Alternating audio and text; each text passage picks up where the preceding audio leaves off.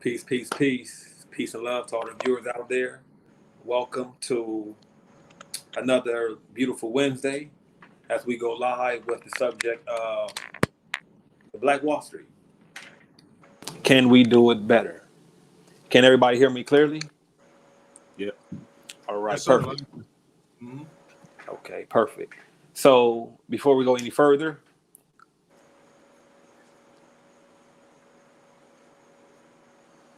all right, we just had a minor interruption. Okay. Anywho,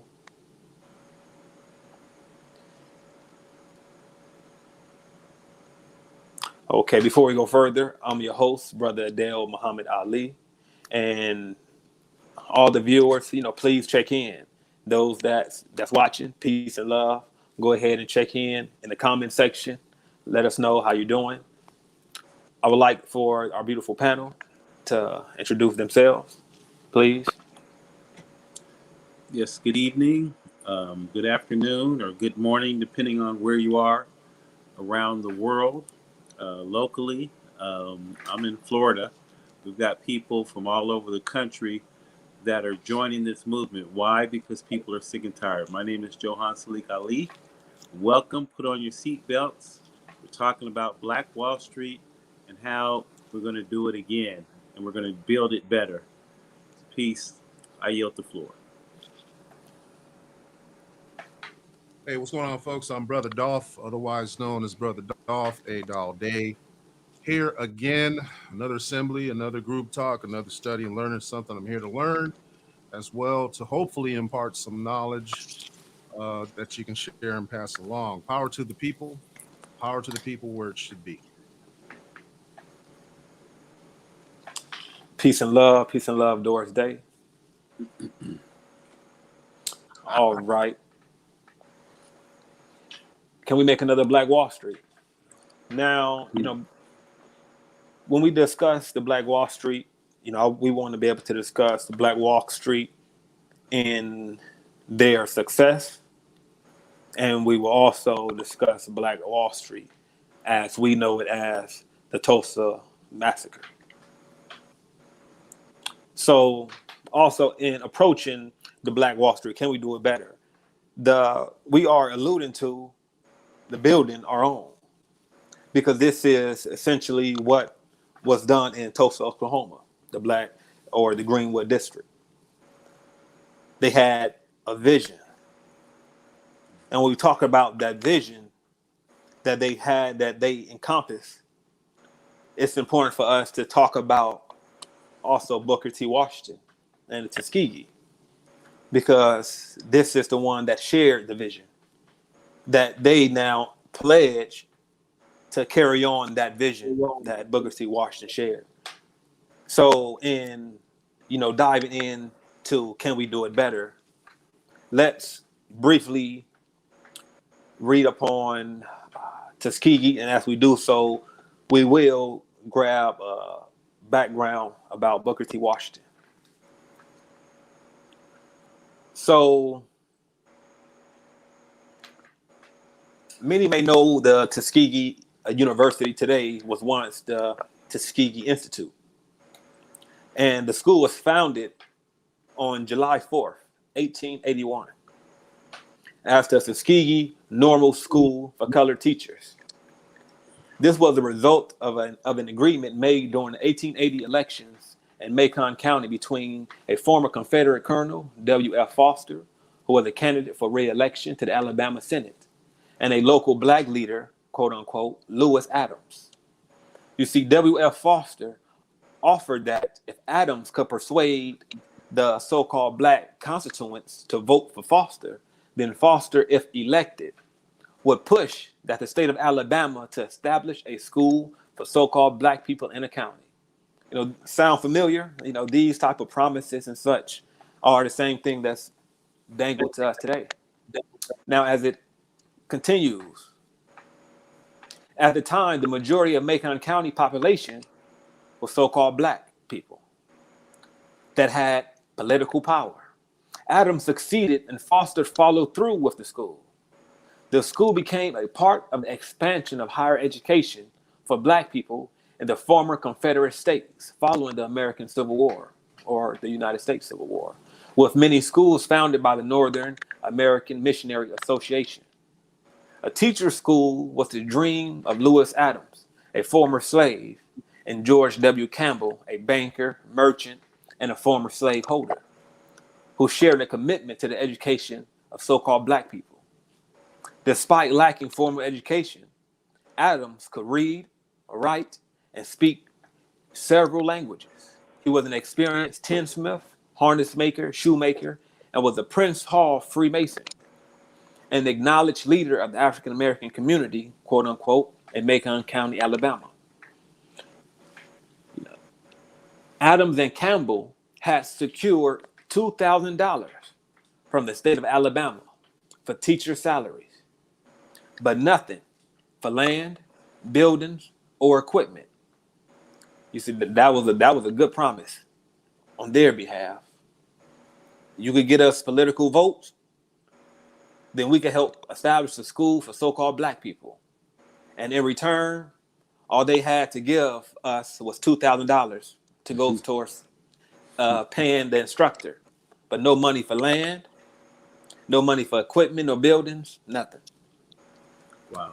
As we continue, Adams and Campbell had secured $2,000 from the state of Alabama for teacher salaries, but nothing for land, buildings, or equipment.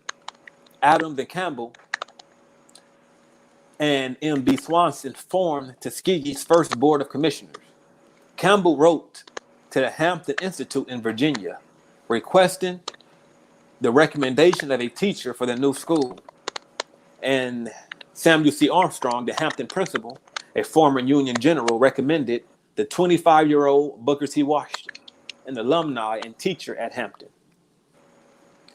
Now, as newly hired principal in Tuskegee,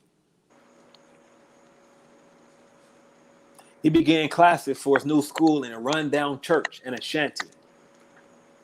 The following year, in 1882, he purchased a former plantation of 100 acres in size.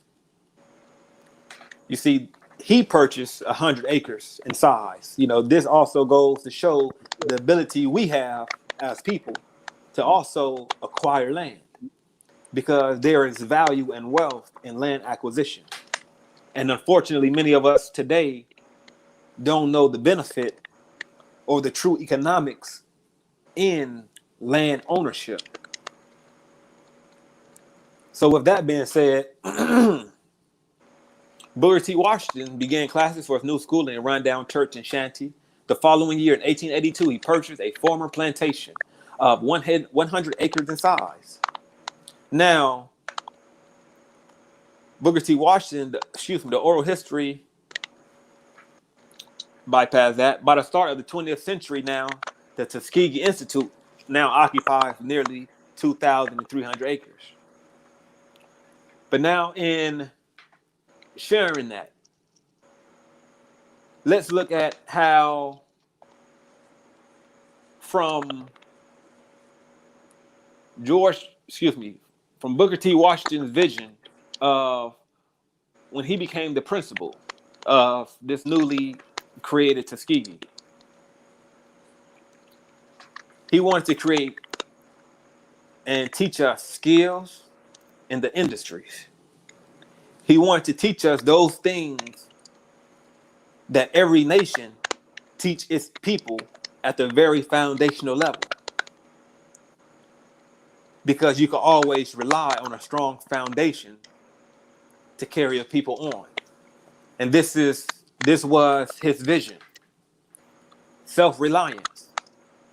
We have to be educated and we have to continue to cooperate in those fields of entrepreneurship, when at that time we know it was heavily the Jim Crow laws, which now also force strongly segregation.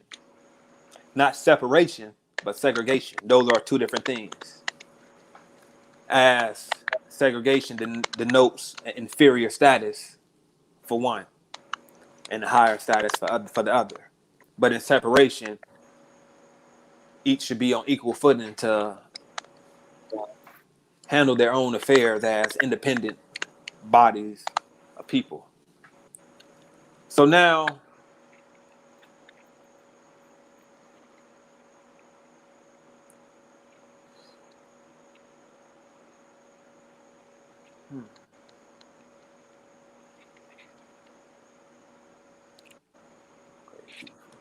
yes. So as we mentioned, based on Booker T. Washington experience at the Hampton Institute, those things that he intended to train the students in, which the students' age went from young children from about 8 to 9 to older adults in their 70s.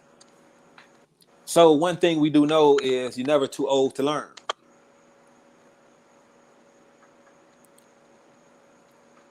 So now Booker T. Washington, he intended to train the students in skills, morals, and religious life, in addition to academic subjects. But the emphasis is not on academic subjects in particular, because those are not necessarily those foundational things needed in developing a people. One should, of course, know how to read. One should know how to write. One should know how to do math. But just as in today's society, we should not be going into college taking pre-educational courses as if we didn't take this in grade school. There's something else going on. But just as Booker T. Washington emphasized, there shouldn't be an over teaching of these things such as English, mathematics, literature, and such, when skills are not taught to teach people how to work on a day-to-day basis to progress life. Mm-hmm. You could be a homeless person with great reading ability. That does not mean that you could comprehend the things that you've read or that you could apply the things that you read. So we should be taught in those things that are applicable to achieving success for us as a people. And this is what he emphasized on. And this vision was also shared with those within the Greenwood district, known as Black Wall Street, which he dubbed. Now, as we look further into now the Black Wall Street, before I continue, I just wanted to hear some insight from our beautiful panel. Brother Salik, what do you think in the greatest there ever was, Islam? Peace and love. Peace and love to you also, Rhea. Brother Salik, so in what we just went over briefly about Booker T. Washington, Tuskegee, his vision that now was the root for the development of Black Wall Street. How do you think that's relevant to us today? Well, thank you for allowing me to share. Obviously, it's relevant to the point where he realized that just like today, we have a lot of some of the most intelligent walking derelicts that they're called in the hood know-nothings. They have a lot of scholastic knowledge, but they don't have common sense. The problem is common sense is not common in today's world. So we have all these degrees, but a lot of people with these degrees are not able to garner the knowledge from with the degree that they've obtained to actually take care of themselves and their families and their children.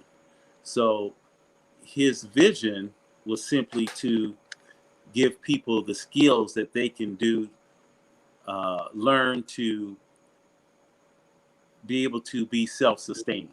And that's what's important, because if you can't be self-sustaining, then you're going to look for handouts. And these handouts in today's world is welfare. We can go on and on waiting for a stimulus check. waiting for Right. grandma and grandpa to die, all these ridiculous forms instead of actually obtaining some general skills that what Booker T. Washington was actually sharing with the people of the day to actually be able to precipitate Wall Street, just like you said. I yield. Thank you. Thank you, Brother Dolph. Yeah, can you Sir. please, give us some insights on, you know, how do you think that, is also relevant on how the vision that Booker T. Washington shared with the residents of Tulsa on Mhm. cooperating, so that way it could continue to strengthen our economic ties, to circulate, the so-called black dollar. We have to strengthen those economic ties, just as they did. But now to the question of relevancy. We live in the 21st century, and we think now we are far better than we once was. Can you please give us some insight? Oh my goodness. Where do I start?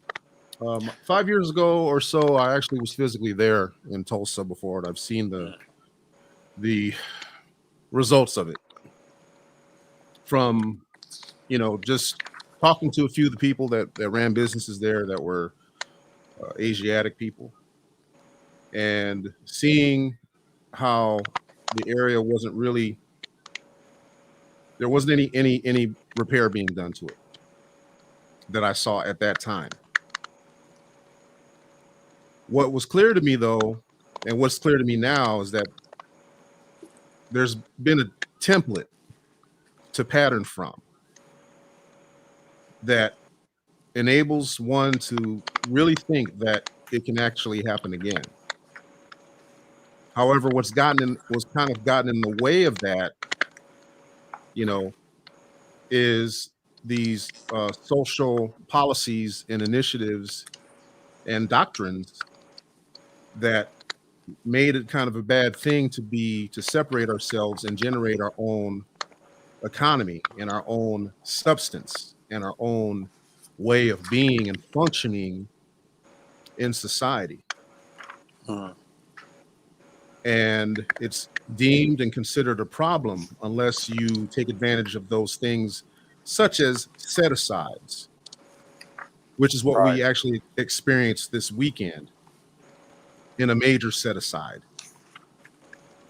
Mm. But I'm not going to have that conversation today because I don't want to seem like, I'm being somebody I'm not. But understanding that the key to this is becoming self-reliant and self-sufficient in order to thrive and actually become a community. I mean, there have been books written about it, and one that stands out to me right now, beyond the efforts made by Booker T. Washington, of course, and the Tuskegee Institute, which I've also been to Tuskegee Institute physically, is Dr. Claude Anderson and Polynomics. Because without an economical structure, which he's laid out in his book Powernomics, the five floors, the 5 stories, absent of those and the acknowledgement of those types of things that need to exist and become an infrastructure, if you will, for our own exclusive benefit,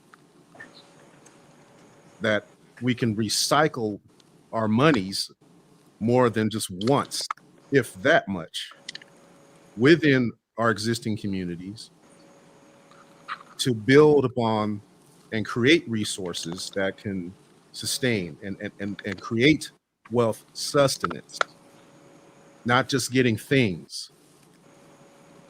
It's about acquiring, sustaining things that can sustain your wealth and your wealth position in society.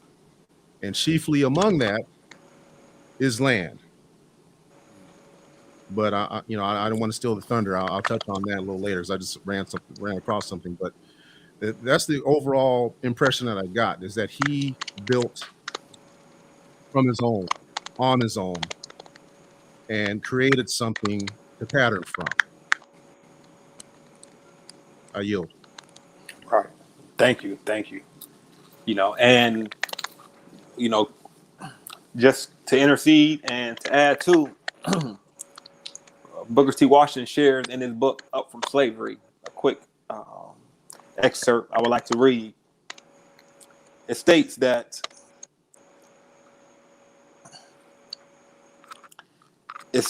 at Hampton, I not only learned that it was not a disgrace to labor, but learned to love labor, not alone for its financial value, but for labor's own sake, and for the independence and self-reliance which the ability to do something which the world once done brings.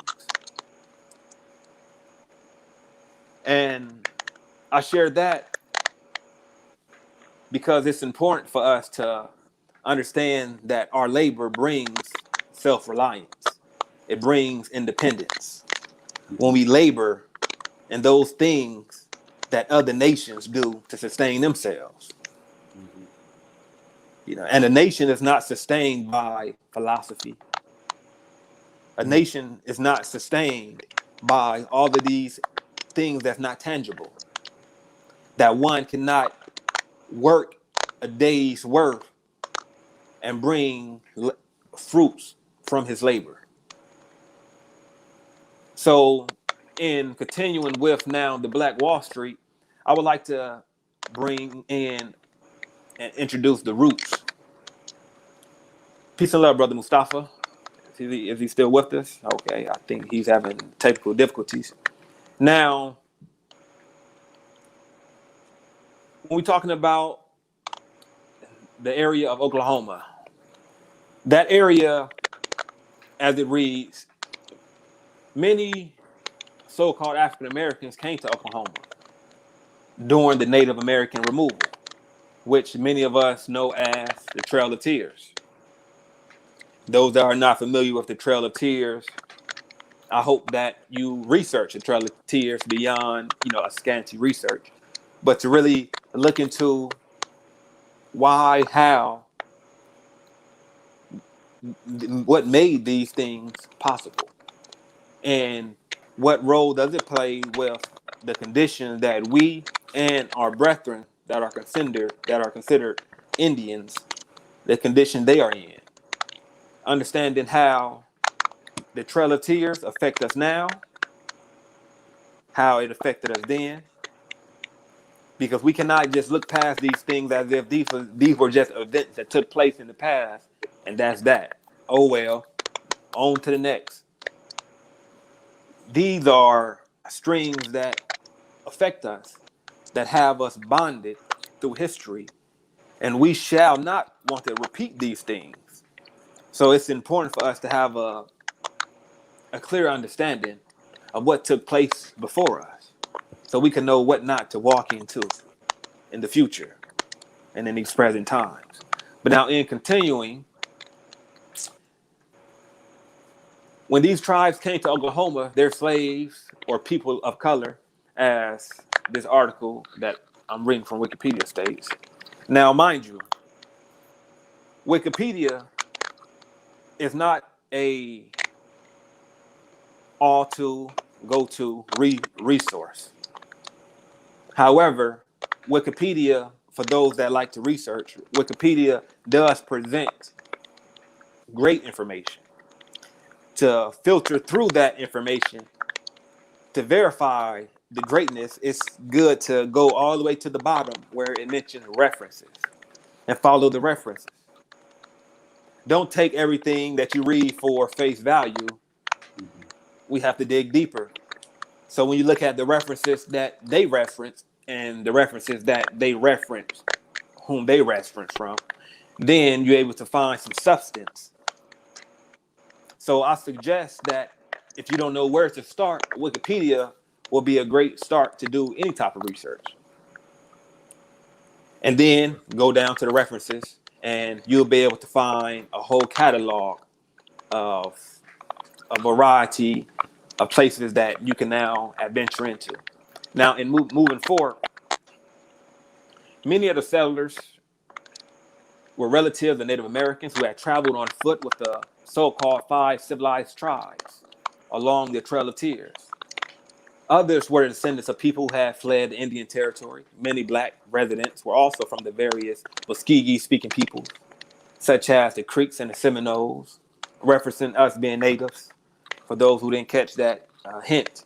While some had been adapted by the tribe after the Emancipation Proclamation, white residents of Tulsa, Europeans, referred to the area north of the Frisco Railroad track as Little Africa.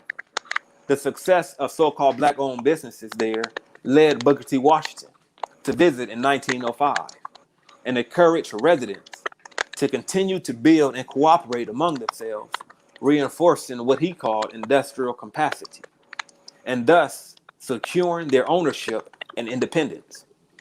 Washington highlighted that he had directed the creation of a 4,000-acre, totally black-owned district on the edge of Tuskegee, under the supervision of C.W. Green. To model Washington's vision, it was named Greenwood and formally organized in 1901. The Tulsa community was formally organized the year after Washington's visit in 1906 with the name Greenwood. By 1921, it was home to about 10,000 Moorish Americans or so-called black residents. Now, just in what we just read, that vision, as we shared,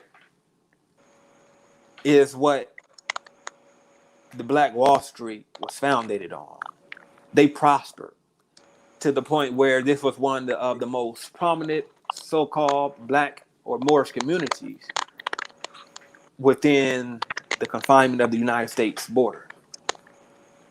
And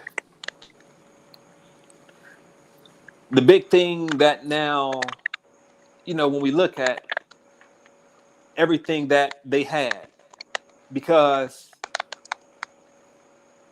we were owners, if it was 10,000 so-called black people, living in that area, then there were about 35 to 40 square block of area of our businesses. There were so-called black doctors, lawyers, plumbers, electricians, construction workers, teachers, nurses. The list could go on. There were many professions right here in that district alone that it didn't call for us to integrate, where we have to now spend our dollar with others as we do now, so that way we could somehow fit into the social norm. This is not the way to salvation. This is not how we preserve our own livelihood.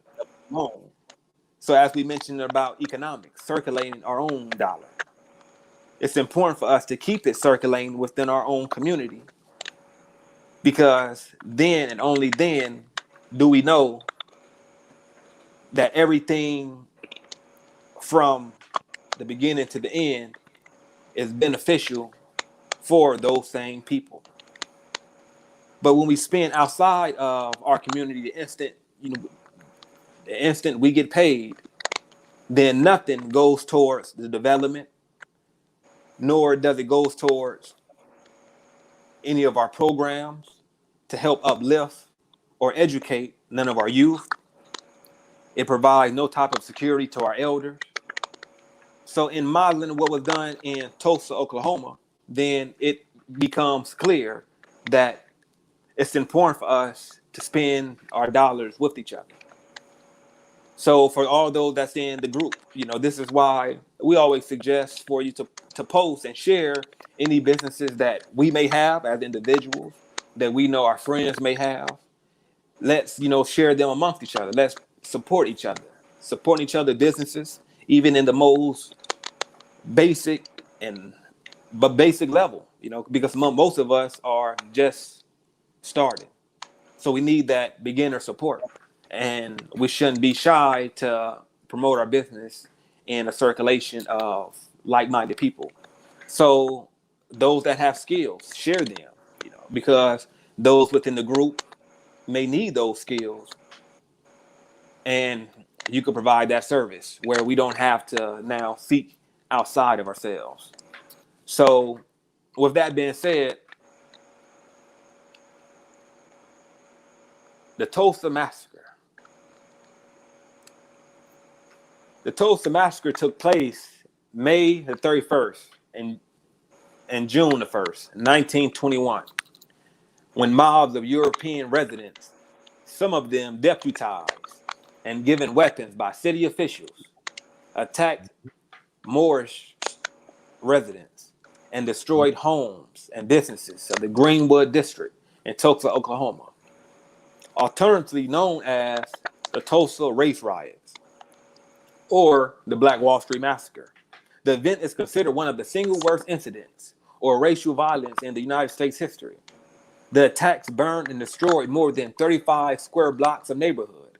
At the time, the wealthiest black community in the United States, known as Black Wall Street. More than 800 people were admitted to hospital, and as many as 6,000 so-called black residents of Tulsa were interned in large facilities. Many of them were interned for several days. The Oklahoma Bureau of Vital Statistics officially recorded 36 dead. A 2001 state commission examination of events was able to confirm 39 dead, 26 Moorish, so-called blacks, and 13 Europeans, based on a contemporary autopsy report, death certificates, and other records.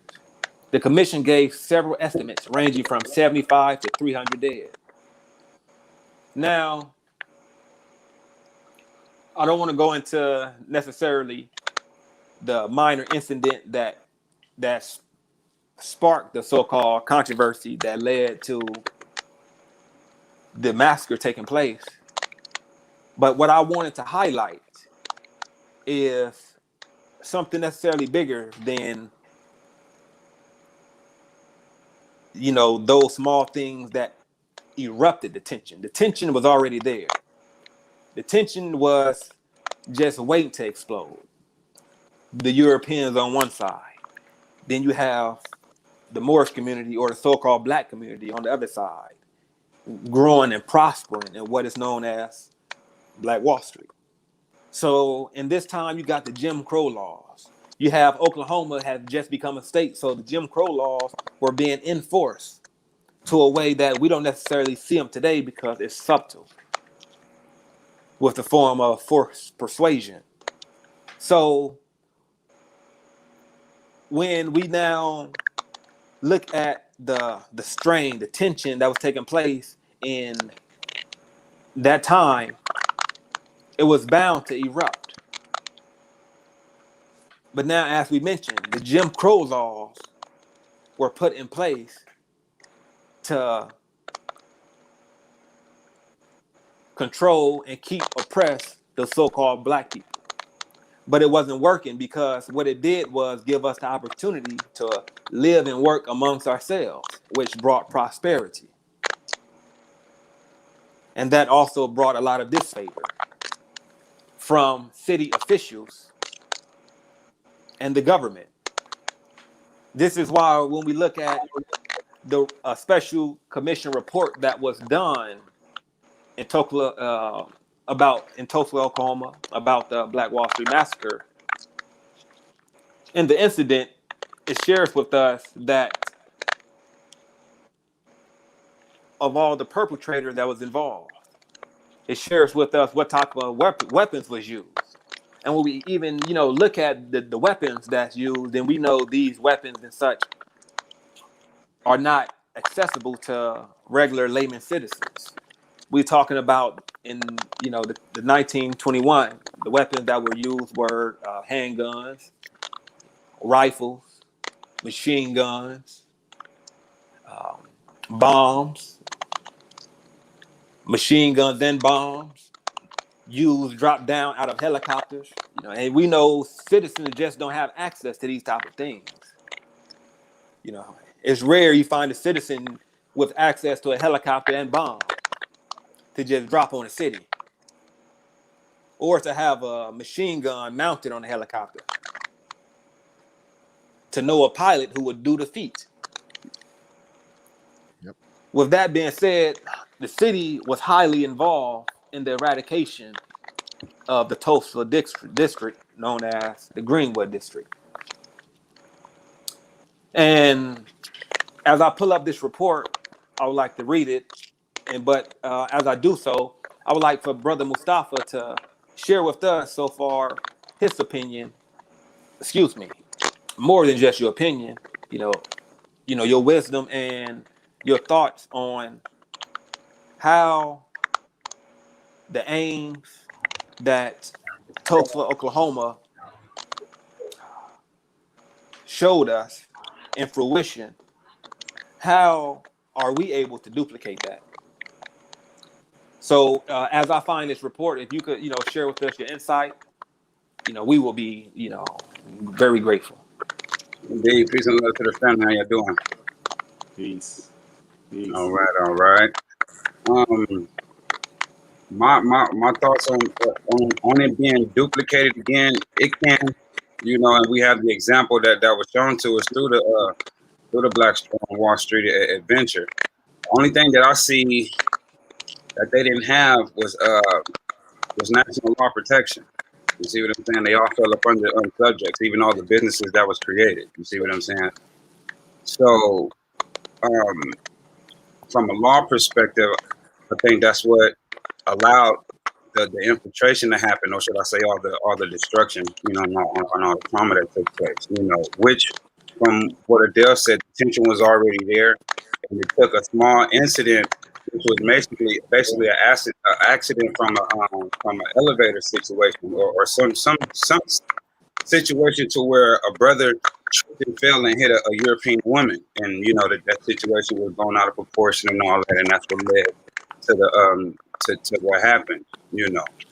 So as far as being able to do it again, I definitely know that we can do it again, and the book to do so again is what we saw. The economic structure that was built, and like we was bringing out earlier, how it's important to keep circulating the dollar within our community. You see what I'm saying? In order for the economic power to grow.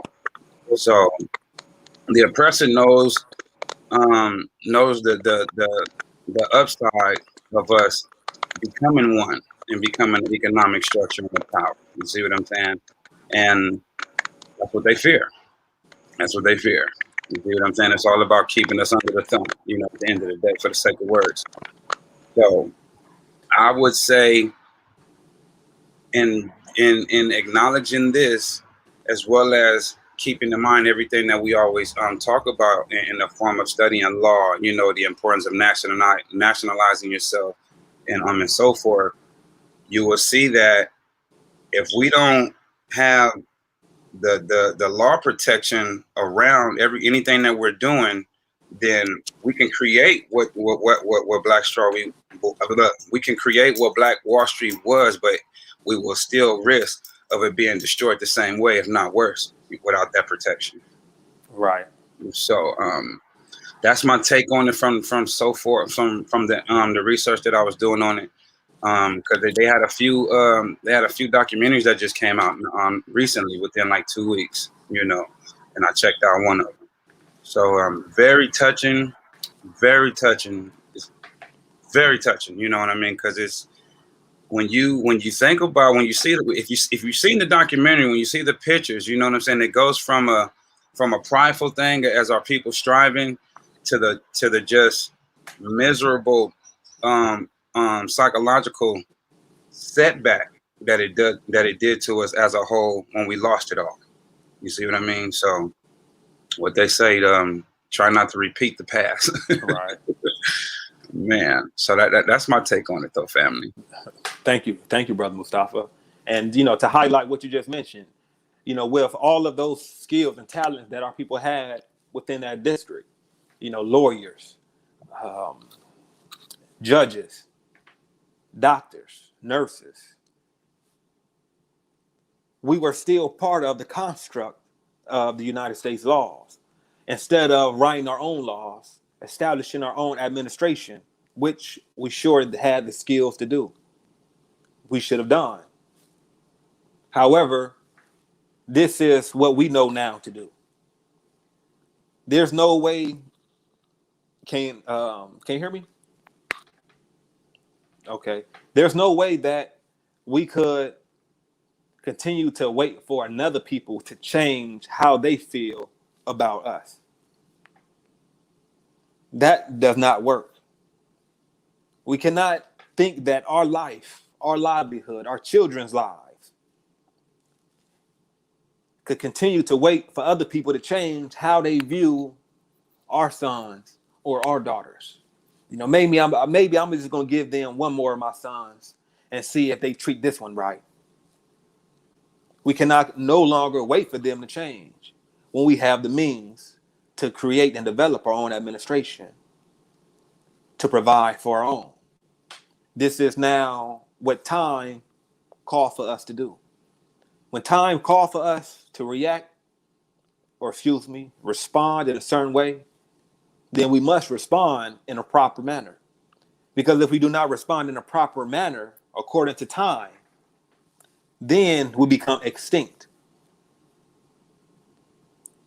When time say it's time for you to separate, come out and herd my people, and we say, well, I'm not ready, but time has called for us to do so, but we say I'm not ready, then we die off. We become extinct because we didn't move accordingly as time dictated. So with this message, it's important for us to respond properly to what time called for us to do. And our unity is one of the chief things that time has called for us to now put into effect. Not to talk about it, because it's a cliche conversation when we just talk about unity, but it's not one good foot put forward. Because 1 ounce of practice, just an ounce of practice, just to wake up in the morning, an ounce of practice is better than 360 degrees of book knowledge. So with that said, please allow me to share the screen with what we see here. This here is the report, the special report that was done about the Black Wall Street Massacre. And here on page 196, now in this report, it goes into detail. It lays out the angles of attack, where the perpetrators came from. It lays out every how, when, where, and who. Just like in this depiction, we see 3 helicopters coming to rain down fire. And we know these are trained police pilots. But now, in continuing, Tulsa, Oklahoma. Can everybody view this? Yeah, I can see it. All right, great. I'm gonna go from the top, so I'm going to read a little fast. If I stop to add emphasis on something, it will only be briefly, so just bear with me. Okay, June 1st, 1921, 5:08 a.m. Any hope that daybreak would bring an end to the violence was soon laid to rest. During the final pre-dawn hours of June 1st, thousands of armed Europeans had gathered. All right, we have technical difficulties.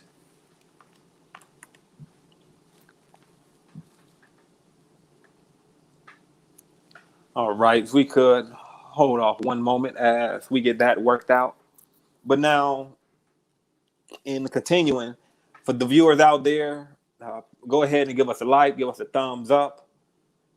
For those that's viewing on YouTube, go ahead and give us a like, subscribe. Not only subscribe, go ahead and reach out to us on our website, join, sign up.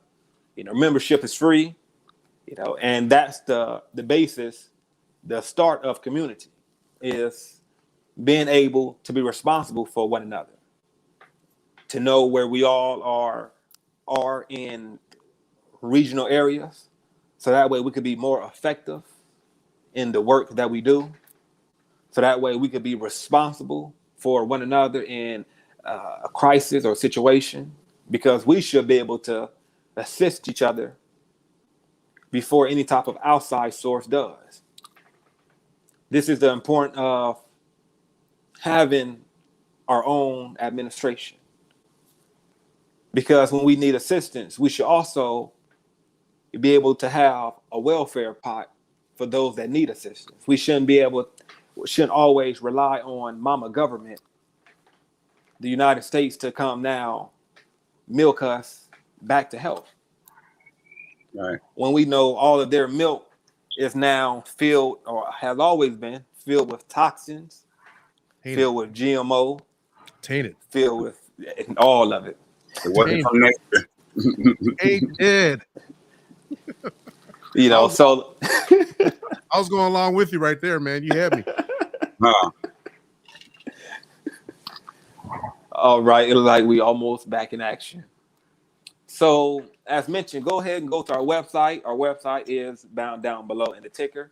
Sign up, become a member, and stay tuned to our newsletter that is coming at the end of July. We will publish our first newsletter, and go ahead and subscribe. Be the first to get it.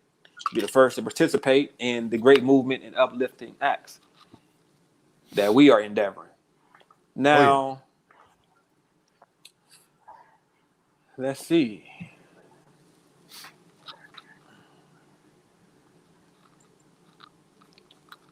Okay.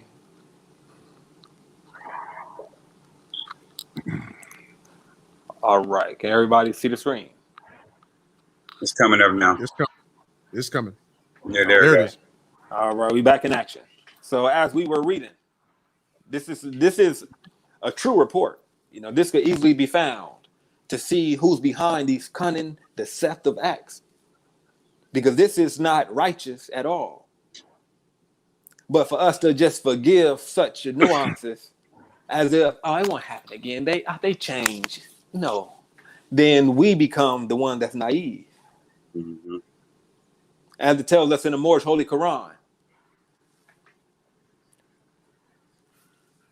man cannot be a friend who does not amend his wrongs.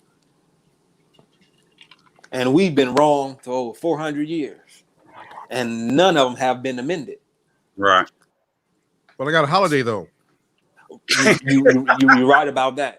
They did give us a holiday that we didn't even ask for. Can I speak on that though? They were just feeling generous. I'm sorry. That's in regards to the Juneteenth, right? Right. Correct. Oh man. I apologize. I ain't gonna start nothing. Oh man. Just say it. I'll just say, just do just mark a side note and do your research on Juneteenth and find out where it come from, and I guarantee you won't equate that to us. Well, it's the same place that Cinco de Mayo came from, because Cinco de Mayo was made up. 5th of May was not the Independence Day for Mexican liberation. Stop it. It was just September. Hey. But I'm sorry. I took it. I digress. Nope. No problem. Research it. Everybody research what the brothers were just sharing. Valuable information. We will hold a session on that coming up. So, stay tuned. It might not be on Juneteenth, but it's going to be, somewhere in August. Right. Contrivances, man. Contrivances. I can see the title right now. Contrivances by the man. All right. Now, as we were reading, family, back to the Black Wall Street and the massacre, and this report that highlights in detail the actions and everything that took place, it reads, small bands. And let's go back. I think I skipped some. One crowd assembled behind the Frisco Freight Depot, while another waited nearby at the Frisco and Santa Fe passenger station. A third crowd had assembled at the Katy passenger depot. All told, the European riders may have numbered as many as 10,000. Wow. Smaller bands of Europeans had also been active. One such group hauled a machine gun to the top floor of the Middle States Milling Company grain elevator off First Street. Y'all hear that? Setting up the gun to fire north along Greenwood Avenue. Shortly before daybreak, 5 European men in green Franklin automobile approached the European who were massed behind the Frisco Freight Depot. "What the hell are you waiting on?" one of them hollered. "Let's go get them." But the crowd would not budge, and the men in the car set off along toward Deep Greenwood. Their bodies and the bullet-ridden Franklin were later seen in the middle of Archer, near Frankfort. That wasn't a good idea, we see. Several eyewitnesses later recalled that when dawn came at 5:08 a.m., an unusual whistle or siren was sounded, perhaps a signal for the invasion to begin. In any event, the white mobs soon made their move. While the machine gun in the granary opened fire, the European riders poured across the Frisco tracks. Up at the Katy Depot, the stream of Europeans on foot was soon joined by dozens of others in cars, heading east on Brady and Cameron. Cameron.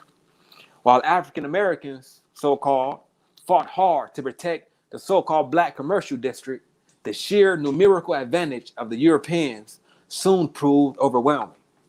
John Williams, an entrepreneur who resided in the family-owned Williams building at Greenwood and Archer, held off the European invaders with both a rifle and a shotgun before he fled north along the Midland Valley tracks. Mary E. Jones Parrish, who later wrote the first book about the riot, also fled. Dodging bullets, she and her young daughter ran north up Greenwood Avenue toward the section line at Pine Street. Soon, however, other perils appeared. As Europeans poured into the southern end of the so-called African American district, as many as six airplanes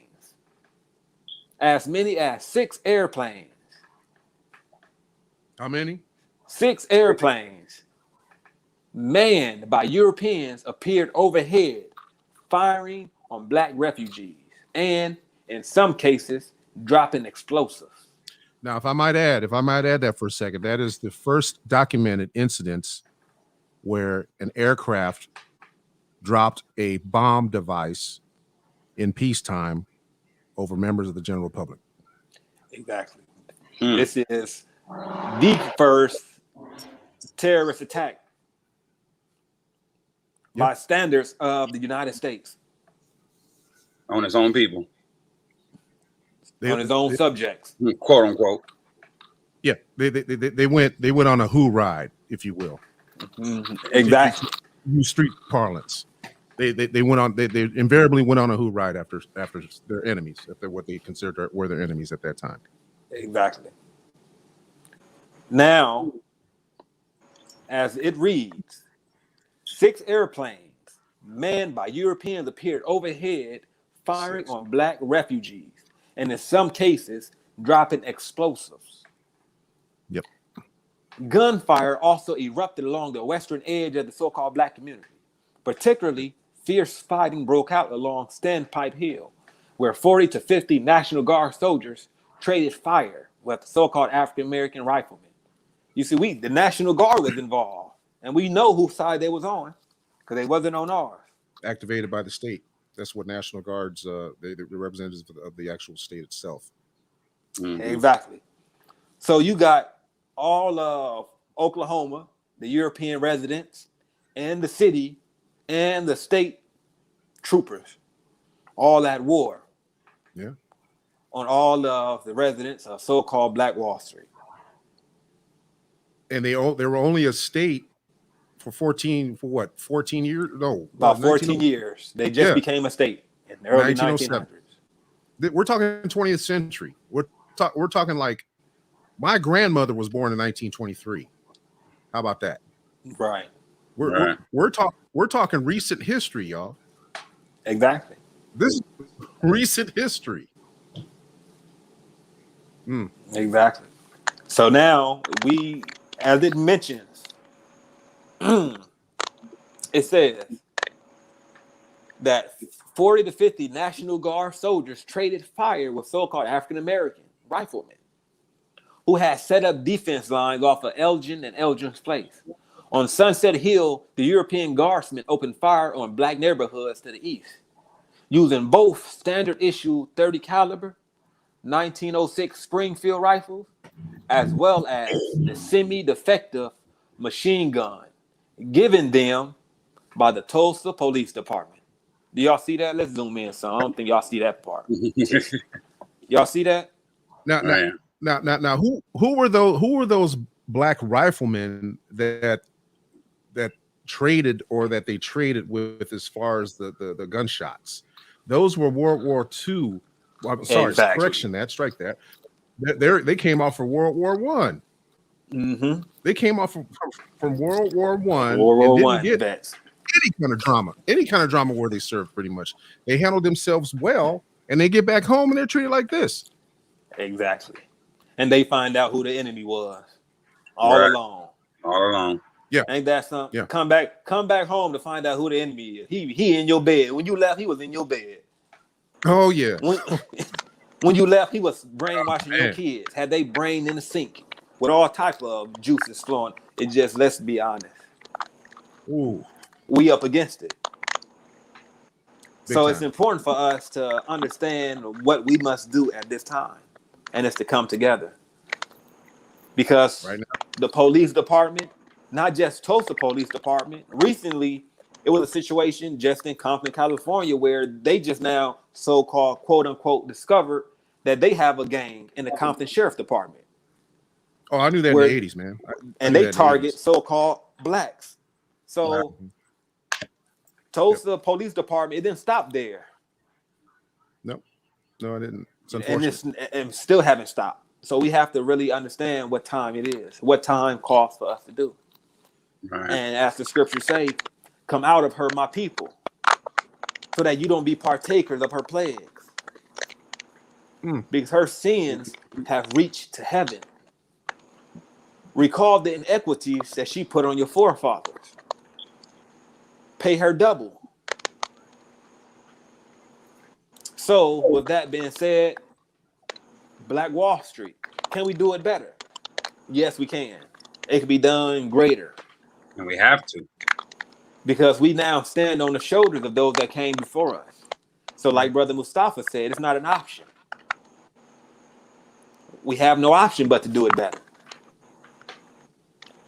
So for those that like to, hear more from us, please join the group. Please join our website and sign up for membership. If you're on YouTube, the links are provided where you could reach out to us and become a member in our private group, Facebook group, because there's much information that we all have as individuals that if we were to share it amongst each other, we'll be amazed at what we now leave with. Right. So let's not take what we all have as individuals for granted as if it's not valuable enough to present. Oh, I'm not going to present my skills. I don't think I can necessarily help. You can. Somebody is always in need of a service that we have, but we necessarily don't know until we offer it. So let us offer the skills, not just, money. When we ask for, help or donations, not just in the form of money. Right. Because a lot of us are financially minded, but we do have skills where we can lend a hand or we can lend positive advice. Yes. Absolutely. So let's continue to develop and build a better Black Wall Street, which we would define as Moorish America. Let's do this for ourselves because it's laid here for us.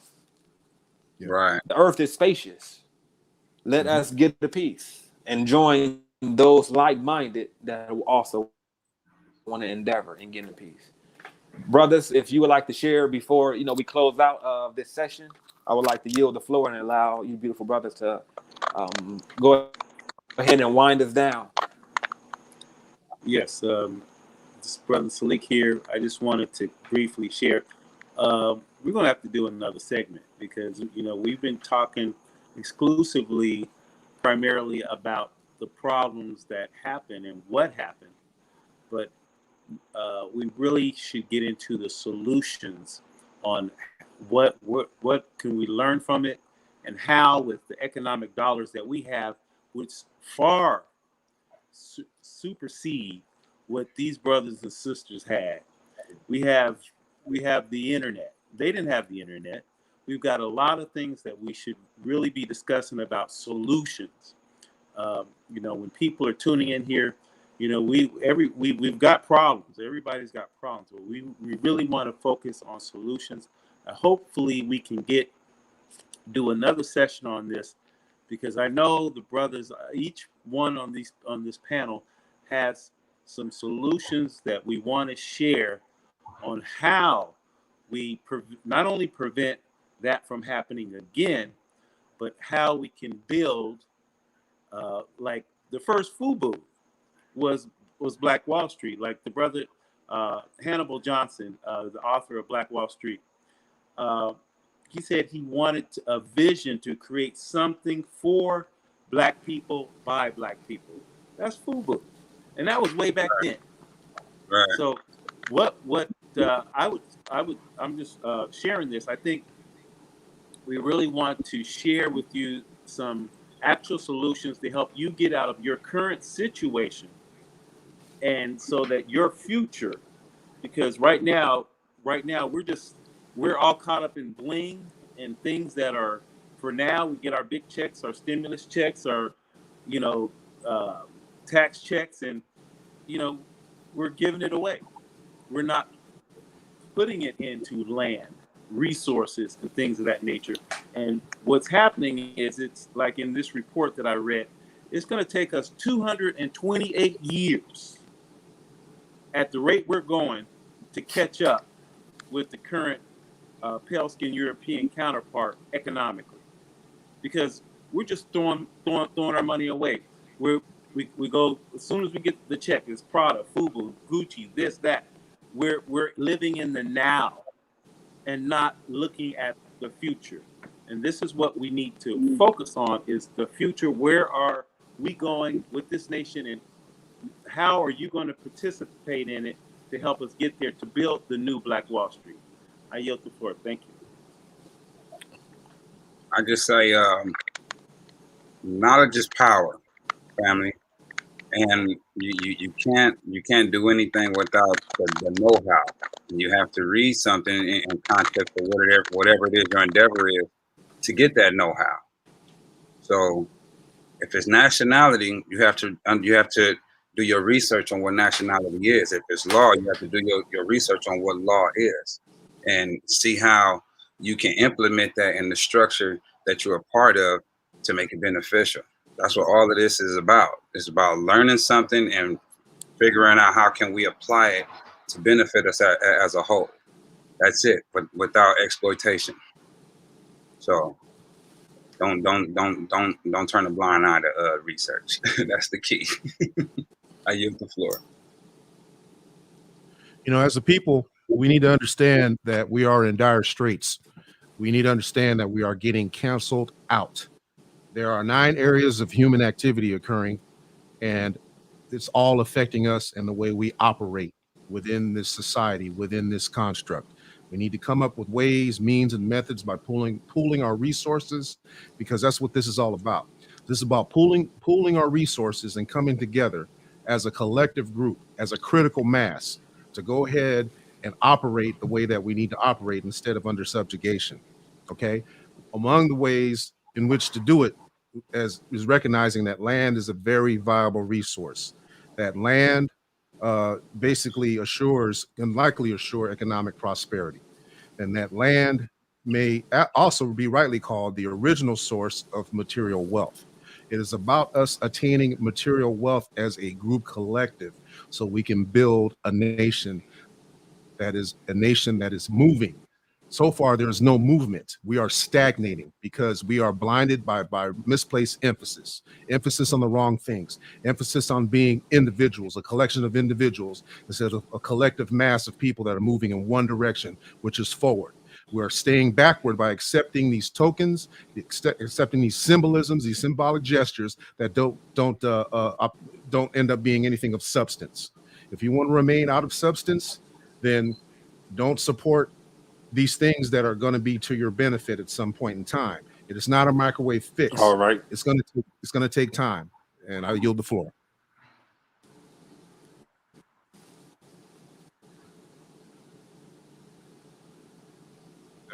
That's it. I'm done. I'm out. I heard. I thought you were. Okay. Oh no, yeah. No, my apologies for the interruption. I was having, static on my end, so I was trying to get things situated. It was breaking up. Okay. But well, just to continue. Please continue. No, just to close out. All this is about is pooling our efforts and pooling our resources. That's what it's all about. We need to recycle this fiat, this money that's going to be generated, that needs to be generated to support this function and to be functional on our own, and hopefully someday autonomously, by ourselves, for ourselves, supporting ourselves, so we don't have to go to outside resources. All right. I think that's pretty much it. Thank you. Thank you. And in closing, the emphasis at the end is on land, as Brother Dolph just mentioned. Land.